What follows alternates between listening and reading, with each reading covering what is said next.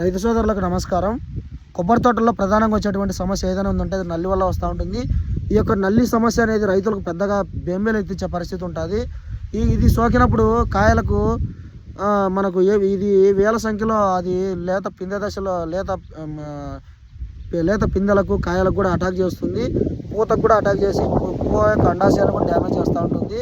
ఈ యొక్క లేత కాయలకు అటాక్ చేసినప్పుడు మనము ఈ యొక్క భాగంలో వేల సంఖ్యలో చేరేసి ఈ రసం పీల్చడం వల్ల ఈ యొక్క నిలువుగా చారలు ఏర్పడేసి గట్టిపడిపోయేసి గట్టిగా అయిపోతుంది.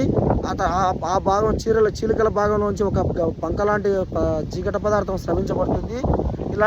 ఇలాంటి కాయలు గిడసవారిపోయేసి రసం పీల్చడం వల్ల ఈ యొక్క కాయల పర్సెంట్ చిన్న కాయలుగా మారిపోయి ఉంటాయి. వీటికి 30% వరకు తగ్గిపోయి ఉంటుంది.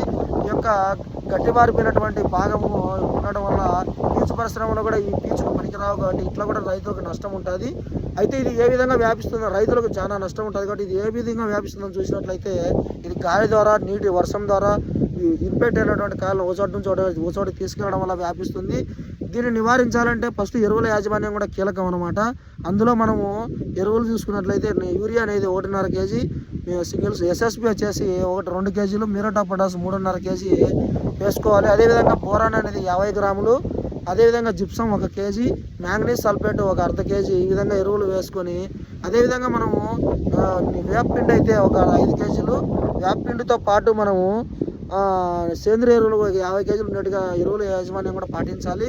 తర్వాత మనము చెట్టు కింద దశలో ఉన్నప్పుడు 10,000 ppm ఉన్న అజాడ్రాక్టిన్ మందును 5 ml 1 లీటర్ నీటికి పిచికారి చేయాలి.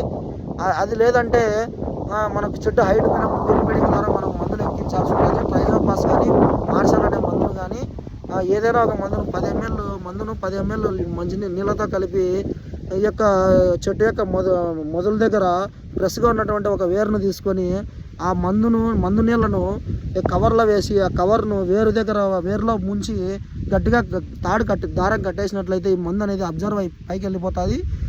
అప్పుడు ఈ యొక్క నల్లిని మనం ఈ విధంగా కూడా చెట్టు యొక్క భాగం అంతా స్ప్రెడ్ అయ్యేసి నల్లిని కంట్రోల్ చేయొచ్చు అని తెలియజేస్తూ ఈ విషయాన్ని ప్రతి రైతుకు తెలియజేయడానికి కొడుతూ ధన్యవాదాలు తెలియజేస్తున్నాను.